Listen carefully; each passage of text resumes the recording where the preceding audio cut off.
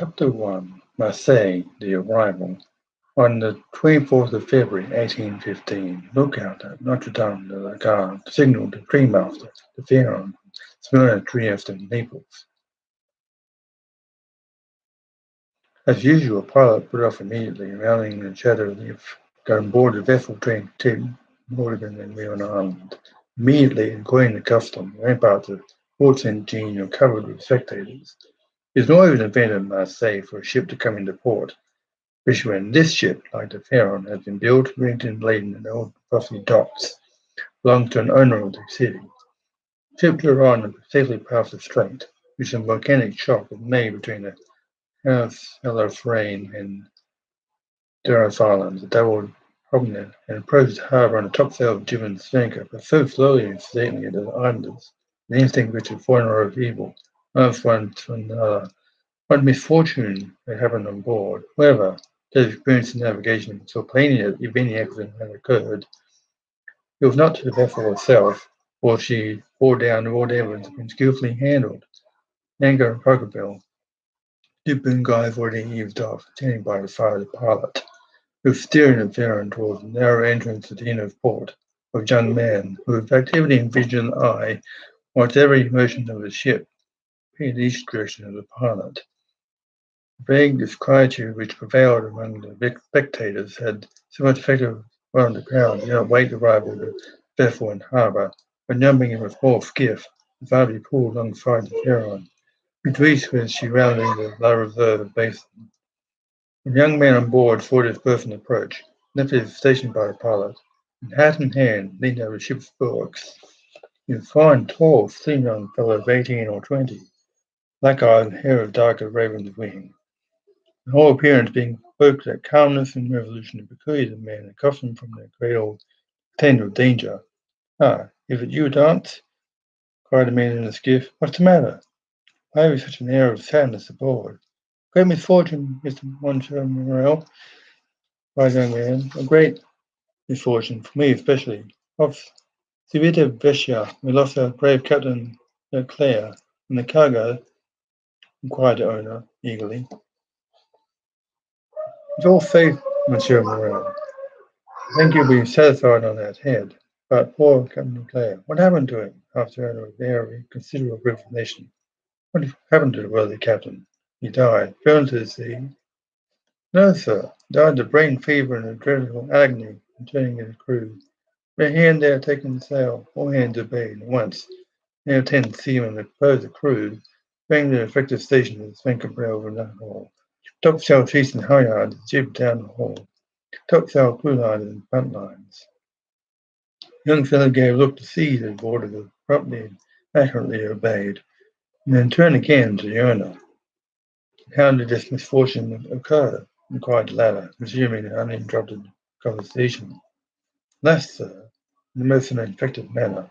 A long talk with the harbour master, Captain Leclerc left Naples forgetting to serve his mind. In 24 hours, attacked by a fever, died 3 days afterwards. He performed the usual burial services at his rest, sewn up in his hammock. The 36 round shot at his head and his heels off old Giglo Island. A ring to his widow is sword and cross of honour. It was worth while, truly," said the young man in a melancholy smile. "Make war against English for 10 years. Your eyes better laugh like everybody else." "Why, you see, Edmonds," cried the owner, being more comforted every moment, "we're all mortal. All must take pay for the young. If not, why?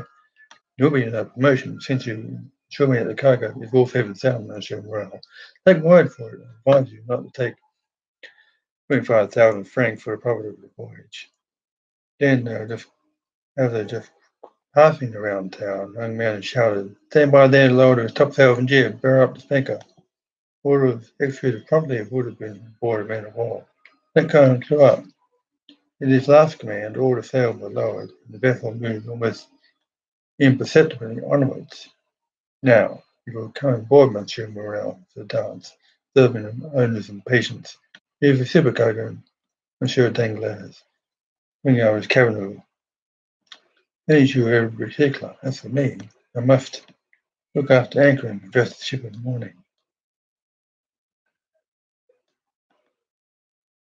Early did not wait for a second invitation. Seized a rope which Dance flung to him. With an activity would have done credit to the sailor, armour at the side of the ship. A young man going to his task, as a conversation with Danglars. Now came towards the owner. A man of 25, or maybe 60 years of age, of unprocessing countenance, obsequious to his superiors, insolent to his subordinates, and this in addition to his position as frontal agent on board, which avoids obnoxious to his fathers. Made him much disliked by the crew, as everyone down to beloved by them.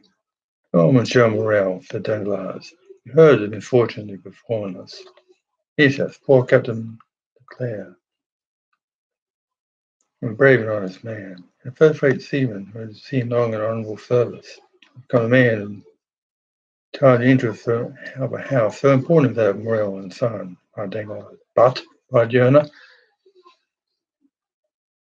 glancing at Dante, who was watching the anger in his effort, "it seemed to me that felony is not to be so old as you say, Danglars, I understand his business, for our friend Edmund seems to understand it thoroughly, not require instruction from anyone." "Yes," said Danglars, studying Edmund with a look gleaming with hate.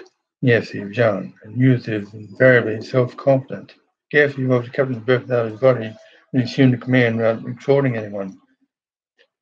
All this to lose a day and a half Ireland and Elba, so making we must say direct. And taking as to taking command of the vessel, cried Morel, over the duty of captain's mate, as losing a day and half of the Ireland and Elba, he was wrong, unless the vessel needed repairs. The vessel was in good condition as I am. I hope you are, Monsieur Morel. This day and a half was lost from pure whim for pleasure of going ashore and nothing else. Dance! The shipowner, turning with owner, come this way. In a moment, sir, answered Dante, I'm with you.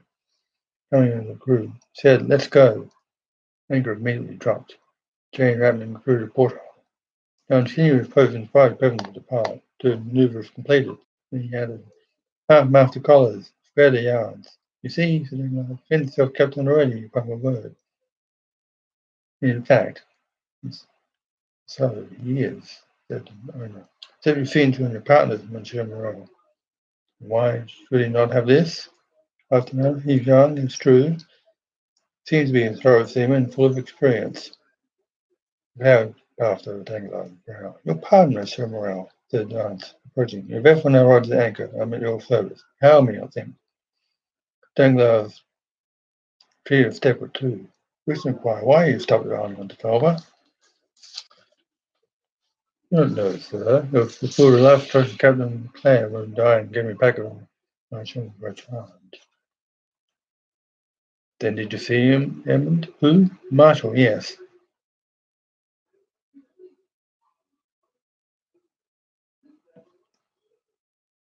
Morel looked round him, and then, throwing down to one side, he said suddenly, how is the Emperor? Very well, replied the Pharaoh's a good judge from the sight of him. Before the Emperor then. He entered the marshal's apartment while I was there. You spoke to him? Why? It was he who spoke to me, sir, said Danglars. What did he say to you? Asked me questions about the vessel, was harming left must say, the course he had taken what was cargo, I believe. If she had not been laden, if I had been a master, he would have bought her. I told him, of only mate, that she belonged to the firm Morrow and Son. Oh yes, he said, I know them. Moreover, been ship owner from father to son. If Morrow had served in the same regiment with me when garrison at Balance. Oh dear, that's true, cried Adam, greatly delighted. No, Polygon Morel, my uncle, who afterwards the captain. Dance, must tell my uncle that the Emperor remembered him. It would bring tears to the old soldier's eyes. Come, come, feared he, patting Edmund's shoulder kindly. He's very right, Dance, allow follow, Captain. They have instructions to touch the elbow. Though it were known you conveyed the packet to the marshal, converse with the emperor, it might bring you trouble. How could that bring me trouble, sir? Without you don't even know what was the bearer. The emperor merely made such inquiries as he would of the first comer. Pardon me, your foot flowers and cuffs inspectors coming alongside. The young man went to the gangway. As he departed, Danglars approached. He said, it appears you've given yourself such a reason for his landing at Port Roger. Yes, most of my satisfaction, my dear Danglars. With much to learn, said the supercargo. It was not pleasant to think that comrade had not done his duty. Can't have done this, cried the owner. And they have not saying much. It was Captain Clare gave orders for the delay. Dinger talking Captain Clare. I note down to give a letter from him to me. No, of there one. Leave that inside the packet. Captain Clare piled it with care. Of what packet? Hey, speaking of Dinger. Why, that which down left at Porto Fraggio. How do you know you had a packet to leave at Porto Fraggio? Dinger turned very red. Above him close to the door of the captain's cabin, which was half open. For him to give the packet letter to dance. You don't speak to me of it, cried the shipowner, but if you do me the letter, you'll give it to me. Danglars reflected a moment. And, Monsieur Morel, I beg of you, did he not say the words answer and sort of may have been mistaken? At this moment, young man returned. Danglars withdrew. Oh, monsieur, many doubts. Are you now free? Cried the owner. Yes, sir. Do you have not long been detained? No, I gave the customs a copy of a bill of lading. Now the other papers, the man off the part whom I gave them. Then you have nothing more to do here. No, everything is right now. Then you come and dine with me. Well, you must ask you to excuse me, Monsieur Moreau. My trip is due to my father. But I'm not the left going for honor done me. Quite down. Quite right. Good news, you a good son. And, quite down to some hesitation, do you know my father is? I believe, Monsieur Demon does not seen him lately. He has to keep himself sharp in his own room. That proves at least he wanted for nothing during your absence. John smiled. My father was proud, sir, if he had me left. No doubt it would have housed anything from anyone except from heaven. Oh, then, after this first visit, the maiden shall count on you. I must again excuse myself, Monsieur Morel. After this first visit of pain, another which I'm most anxious to pay. True dance. Quite of the Catalan, someone who expects you no less impatiently than your father. Lovely Mercedes. Dance blushed. No, said the shipowner. I'm not in the least surprised, for you've been with me 3 times. Kramer already knew the feeling. Pest, I would have a very handsome mistress. It's not my mistress, cried the woman. She's my betrothed. Sometimes one and the same thing. Tomorrow, with a smile. Oh, that's the cried Mara. Dance. Oh, my dear Edmund, you know, don't let me detain you. Made my fear so well, I'm older now you're time required for your own. Do I need money? No, sir. I've all I pay to make. Nearly 3 months' wages. You're a careful fellow, Edmund. You're a careful fellow, Edmund. Say of a poor father, sir. Yes, yes, know how good a son you are. You'll now hasten away to see your father. I have a son too. It will be very rough of those detaining from me rather 3 months' wage. Now have your leave, sir. Yes, you've nothing more to say to me? Nothing. Captain declared not where he died, give you a letter for me. You've only would write, sir. That reminds me we must after leave Avenue for some days. Get married? Yes, first and then go to Paris. Very good. At what time required dance? It takes quite 6 weeks to unload the cargo.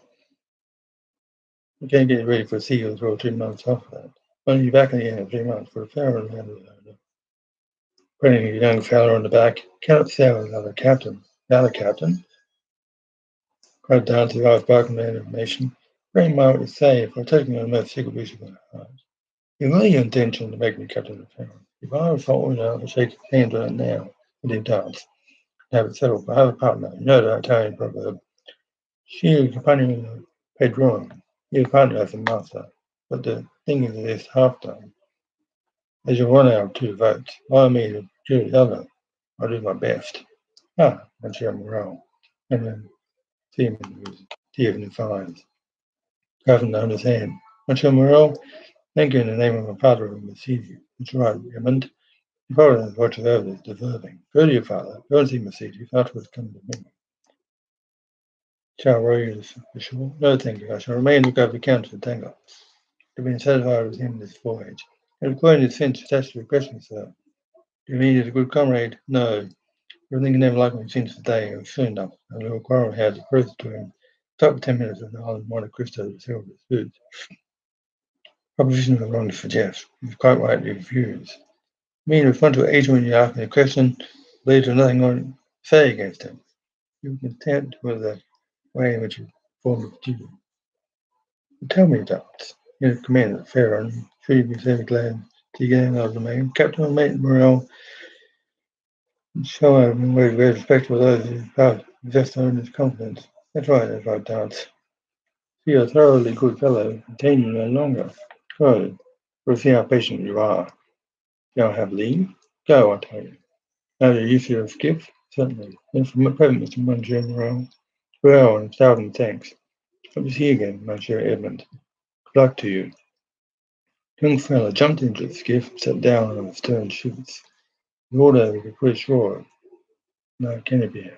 Two oarsmen bent to the right. Neil boat glided away rapidly past the mist of 1,000 vessels check up the narrow way, leading between the two rows of shipping without harbour to carry the lean.